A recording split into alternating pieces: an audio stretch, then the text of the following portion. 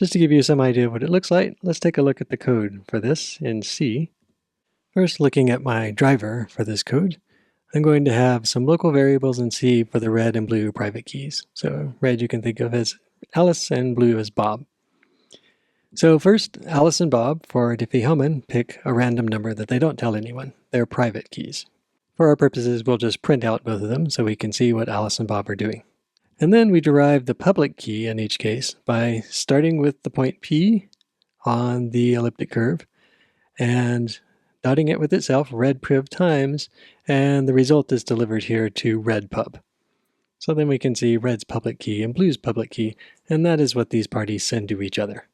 So finally, Alice, say, can derive the shared secret, which I'll call the red shared, by starting with the public key provided by Bob, and from that point, dotting red priv more p's.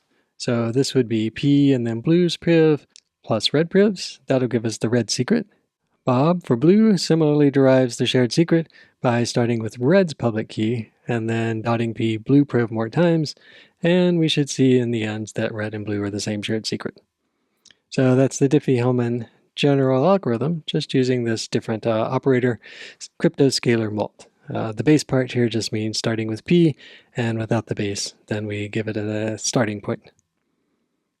So you can see cryptoscalar mult base right here is just cryptoscalar mult, where we pass the starting point, that's the variable underscore 9, corresponding to x equals 9, and that variable is defined up here.